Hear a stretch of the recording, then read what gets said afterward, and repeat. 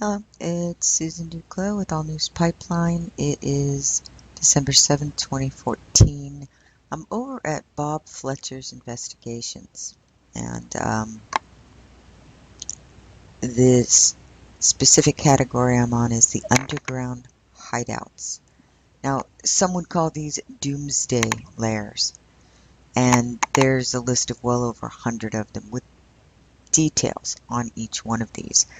Now, many believe what these are for the elite, while some major catastrophe goes down and the rest of us are scraping to survive on the outside. The elite portions of our government, and it's not only the US, we're talking, they have these in Russia and China, as was explained by Mr. Fletcher on the Hagman and Hagman show. We're going to go over some of these locations here. First off, you're going to see in here Mr. Fletcher is under the belief that the next major catastrophe could be Nibiru. This is not about Nibiru. These will apply to any major catastrophe, whether it's a nuclear war, an asteroid, anything that basically just shuts down the world.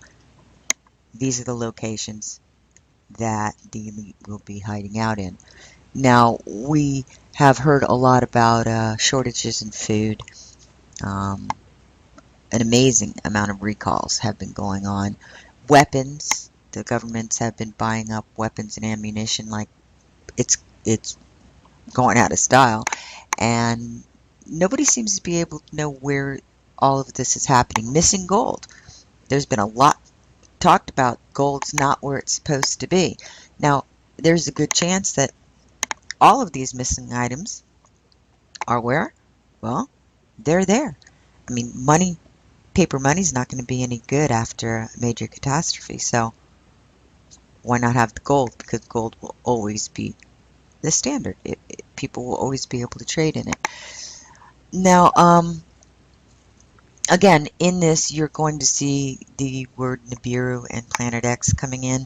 The only thing I'll mention about that is that Mr. Fletcher explained on the Hagman and Hagman that at some point he thought Nibiru was science fiction. As an investigator, a serious investigator, he would not even have his name attached to the word Nibiru, associated with it in any way.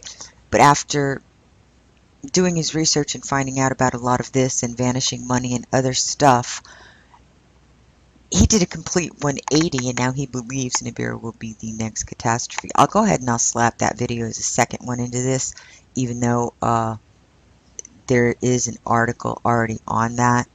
I'll link to that also. But it's the underground facilities that really has me here.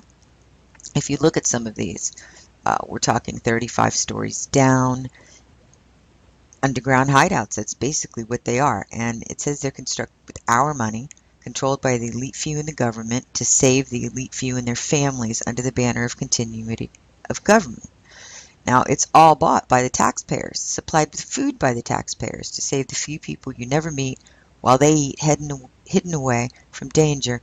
You'll be stealing to feed your family if you exist at all after enduring worldwide disaster. Now, we're just going to go down to a couple of these.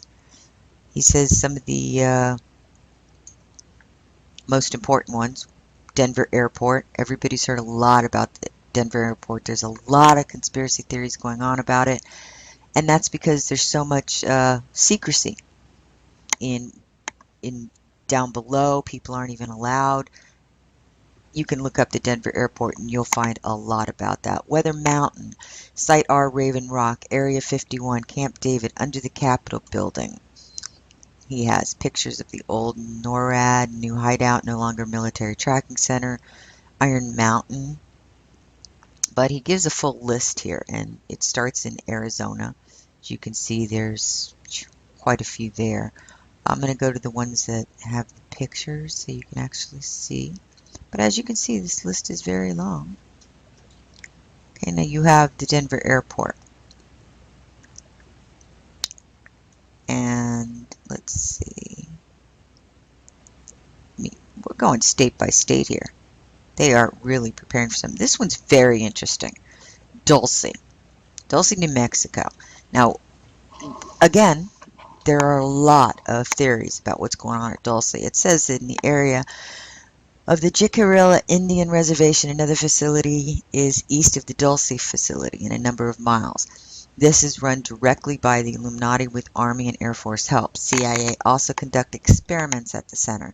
The size of the installation is huge, requiring small shuttle trains, has 7 levels according to witnesses, serves as a UFO base, biological experiments, production center for small-grade drones.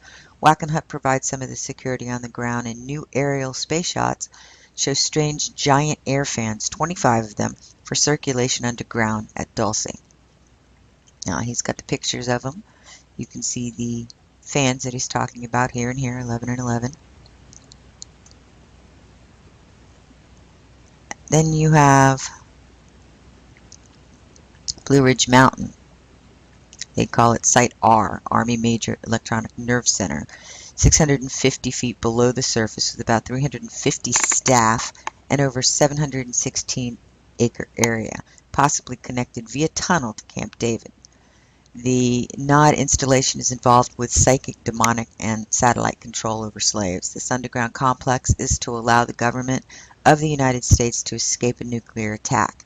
The enormous complex radiates under Washington, D.C., and connects with many other sites. The tunnel system is used to move some of the mind control experiments. The walls and ceilings of the tunnels are ceramic tile with fluorescent lighting recessed into the ceilings.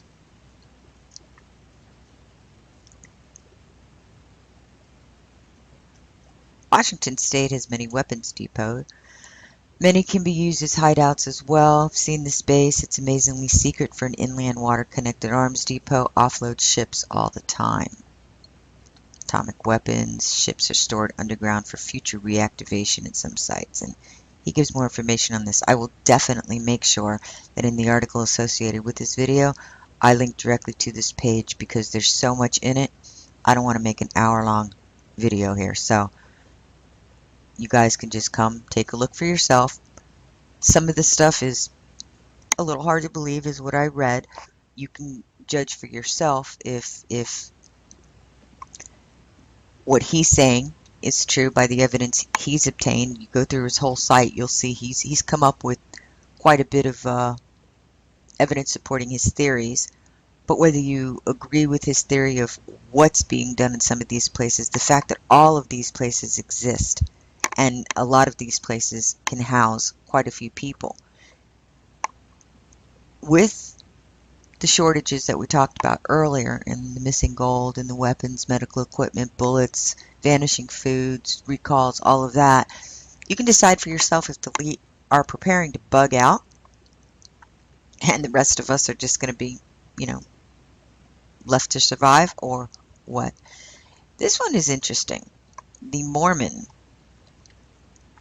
It's a Mormon, Kennecott Copper Company, connected to the Illuminati and the KKK. Its connections have been exposed in other writings by this author. Kennecott's mine, reported to be owned by the World Bank. Okay, my microphone stopped working. We're almost at the end anyway. They definitely read about this Kennecott one. It's reportedly connected to the Mormon Church, and it receives heavy volume of big trucks after 11 p.m. In normal night, over 6 dozen large trucks with 2 trailers each rolling into the mine. In other words, it appears that the heavy train and tractor trailer activity indicates something besides mining. Another under-your-nose strange operation, the Mormons' vault. It says, that they collect information on a bunch of people, but nobody seems to know exactly who the information is on. Some interesting pictures. Again, I'm going to put a link. Go see it. Go through this man's site, his whole site. Check out some of the investigations he's done, some of his work. Some seems a little off the wall. It might be. It might not be. I mean, these days, after we've seen so many conspiracy theories, all of a sudden, a decade later, being reported as, oh, wow, surprise, this was true. You never know what is and what isn't true. It's better to have the information out there. You can either confirm it, you can research it, you can debunk it, do whatever you want, but at least it's out there.